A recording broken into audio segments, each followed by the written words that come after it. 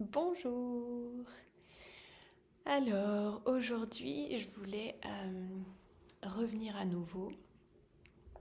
J'aime bien, j'ai besoin de revenir régulièrement à la base. Il paraît que c'est un des aspects des hypersensibles, un besoin de sens constant.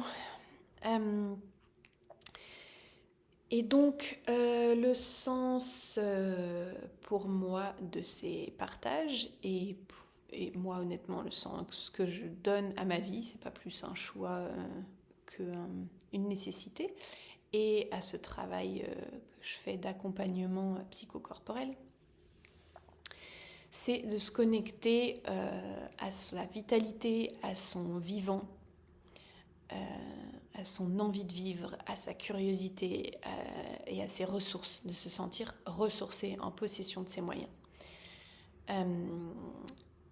Et je vois énormément d'épuisement. J'ai l'impression que la plupart des problèmes que rencontrent les gens ou notre société sont quand même beaucoup dus à un épuisement. Alors physique certes, mais ça j'ai personnellement l'impression que c'est plus une conséquence qu'une racine, en tout cas dans nos sociétés occidentales, ça n'a pas plus de sens que ça, et j'ai l'impression que c'est notre épuisement mental, notre épuisement émotionnel et notre épuisement, j'ai envie de dire aussi spirituel, de l'âme, qui crée quand même beaucoup des problèmes de la pensée, de l'émotion et de nos corps.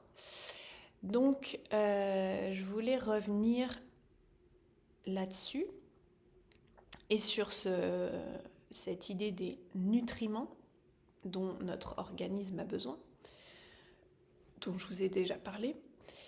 Et notre cerveau, même si on le sépare souvent dans notre manière d'y penser, on dit souvent le corps et le cerveau. Notre cerveau fait partie, alors ça paraît évident, mais partie intégrante de notre corps. La symphonie des chantiers ce matin, je m'excuse. La symbolique de jeter tout ce qui n'est plus nécessaire. Je vous invite à profiter de ce beau bruit pour lâcher tous les déchets.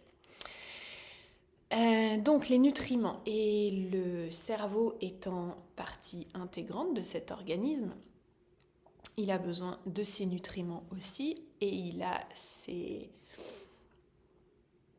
a des choses qui l'empoisonnent de la même manière qu'on peut empoisonner notre corps. Donc il y a des choses... c'est une approche globale que je veux faire. Donc, par exemple, le sucre blanc qui est littéralement du poison pour le corps. Pour le cerveau, les nutriments toxiques qui peuvent vraiment empoisonner le corps, et beaucoup plus que le poison, par exemple, du sucre blanc ou du mercure, etc. C'est des pensées. Les nutriments toxiques du cerveau, c'est des pensées. Qui ont des réactions tout aussi biologiques qu'un nutriment de matière. Et donc je voulais déjà rappeler ça, parce que je pense qu'on le sous-estime ou qu'on le conscientise pas, ou à l'inverse qu'on se sent... qu'on ne sent pas avoir la prise là-dessus, ou que quand on le sait, ça nous empire le stress et qu'on ne sait pas comment s'y prendre. Et donc, je voulais insister sur le fait que ce qui est important, comme dans cette société très déséquilibrée avec l'alimentation, donc là je parle de l'alimentation vraiment des aliments, mais dans cette vidéo je tiens à parler de l'alimentation de l'organisme dans sa globalité, il s'agit beaucoup moins, j'inviterai même moi avec une longue histoire de désordre alimentaire, de ne pas couper des aliments, de ne pas créer... Je ne sais pas si vous entendez ce beau son de chantier, je m'excuse. Au lieu de couper, de limiter et de rajouter du poison au poison, Ce qui est important, c'est d'amener les nutriments nécessaires à l'organisme. Si l'organisme a les nutriments nécessaires, et donc je parle bien de tout l'organisme, du cerveau aussi, et donc du nutriment des pensées qu'on pense, ou de l'état dans lequel on est, donc émotionnellement aussi.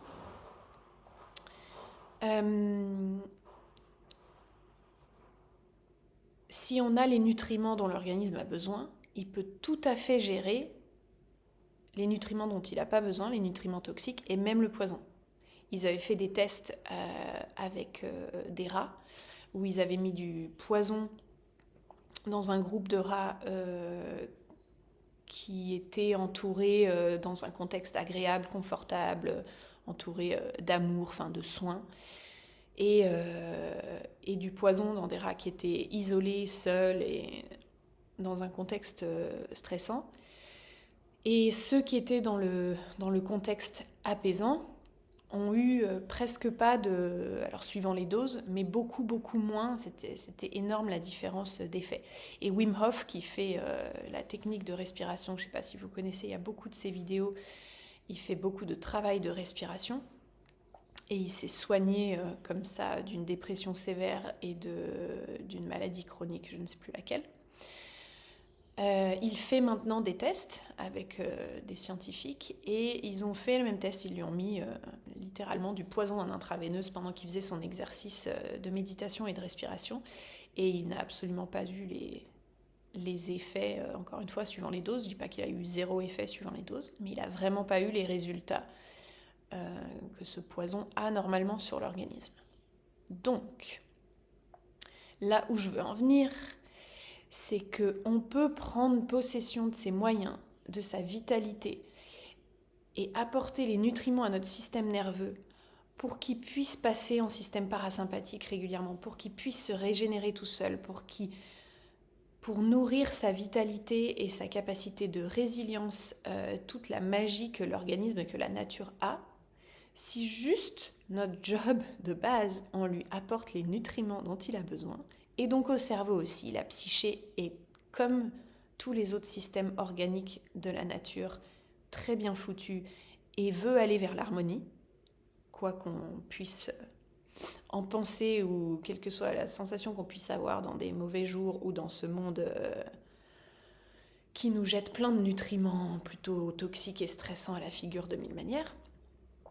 La psyché, comme n'importe quel autre organisme, veut aller vers, en tout cas c'est notre croyance et beaucoup d'études de neurobiologie tentent à prouver ça, veut aller vers l'harmonie.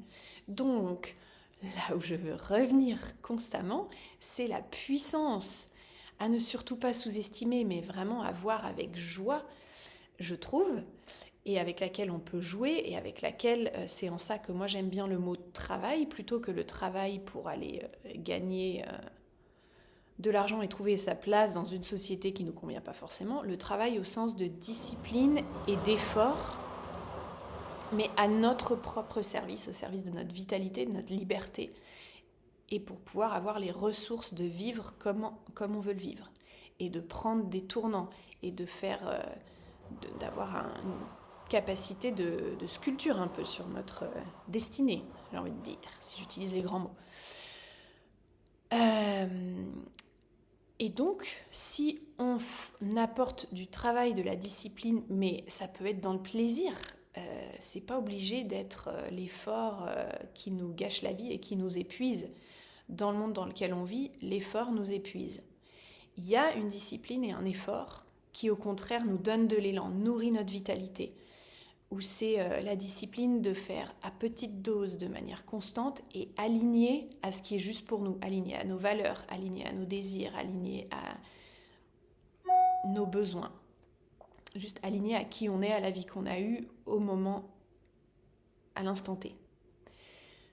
Et ces nutriments, et cette discipline pour avoir les nutriments dont on a besoin, pour gérer ceux qui peuvent être toxiques, ça peut être vu comme de l'optimisme, tout simplement. Mais c'est vraiment faire approcher cet organe du cerveau est ce muscle de la pensée comme n'importe quel autre muscle. Et on peut faire notre préparation physique du cerveau tous les jours. Donc il y a les exercices de gratitude, vraiment c'est la base, mais écrire tous les jours à la main, faire un geste physique, je suis reconnaissante, je suis reconnaissant à, pour décrire les mots, et ça peut être juste de respirer sans douleur, d'avoir telle personne à mes côtés, de boire un bon thé. Vraiment, c'est pour le cerveau de faire ça tous les jours avec un geste physique. Ça change la plasticité du cerveau. Et comme de regarder le verre à moitié plein. Et même s'il n'est pas à moitié plein, de regarder le bon côté des choses. Ça ne veut pas dire vraiment le problème dans ce qu'on entend de cette approche souvent, c'est que du coup il y a tout de suite une couche de culpabilité quand on regarde le verre à moitié vide, quand on a des pensées négatives, quand on trouve que tout est nul et que tout pue et que c'est vraiment difficile à faire. Mais c'est là qu'on est en train de se muscler. C'est justement quand on galère et qu'il y a la pensée négative, de juste faire la pratique, ne serait-ce qu'une minute de penser positivement ou de se reconnecter à la partie de nous qui est reconnaissant d'être en vie, reconnaissant d'être sur cette terre. C'est pas pour blâmer la partie qui ne pense pas comme ça. Ça, c'est normal dans le monde dans lequel on vit. Et c'est le boulot de l'ego et c'est le boulot du mode survie de penser comme ça. Donc le problème, c'est que souvent on y associe une culpabilité et une pression de quand on le fait pas. Mais c'est pas ça le sujet. C'est pas de penser positif toute la journée. C'est de faire l'exercice tous les jours, d'apporter les nutriments au cerveau. Quand le cerveau a le nutriment de penser positif, d'avoir vraiment une pratique de pensée où on se parle bien, où on s'encourage, où on se dit de quoi on est fier, où on se dit qu'on fait de notre mieux, où on regarde le monde, pas que sous l'angle de comme on nous le donne dans les news, de faire l'effort. Des fois, ça peut paraître difficile, mais on peut aller les chercher. Il y a des gens qui nous aident, il y a des livres, il y a des podcasts, il y a des émissions de radio. C'est faire un petit effort de juste bouger son point de vue, d'en faire une pratique. Comme on irait courir. On le sait maintenant qu'aller courir, enfin, de bouger son corps, ça fait du bien. De penser comme ça, c'est un nutriment nécessaire pour le bon fonctionnement de la psyché. Je m'excite un peu, mais vraiment, c'est primordial quand on se sent épuisé, c'est primordial quand on sent qu'on n'a pas les ressources de penser clairement, quand on a l'impression qu'on est anesthésié ou à l'inverse qu'on est débordé, et ça peut être les deux à la fois, par les émotions et la pensée négative. Et je sais de quoi je parle. Voilà, je reviendrai là-dessus dans les prochains jours parce que comme vous pouvez le voir, ça me passionne et ça me paraît vraiment, vraiment, vraiment très important d'en parler, de le conscientiser et de tous. C'est à ça que ça tient, là où va le monde, je crois. J'utilise les grands mots ce matin. Voilà, en vous souhaitant une belle journée et je vous invite à respirer avec moi avant que j'arrête cette vidéo et de poser 3 gratitudes et 3 célébrations. Célébrer ce qui va bien dans le monde, ce qui va bien dans votre vie, ce qui va bien dans qui vous êtes.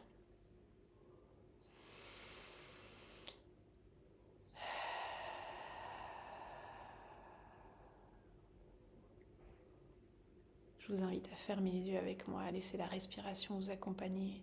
Je suis reconnaissante, je suis reconnaissant à...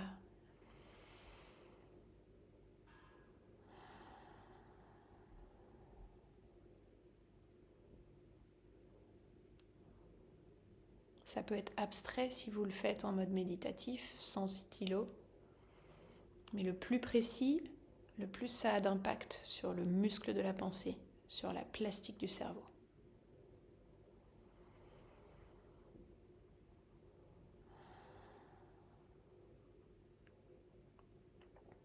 Et ensuite, je vous invite à prendre encore 5 respirations ensemble pour poser 3 célébrations. Et si c'est difficile, c'est encore mieux. C'est justement pour ça que ça vaut le coup de le faire. Je vous inviterai même à le faire dans les endroits, les sujets où c'est le plus dur à le faire. Si c'est les news qui vous dépriment, faites-le là. Essayez.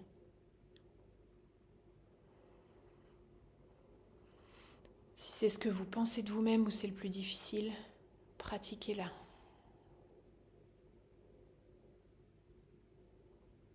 Et encore une respiration ensemble.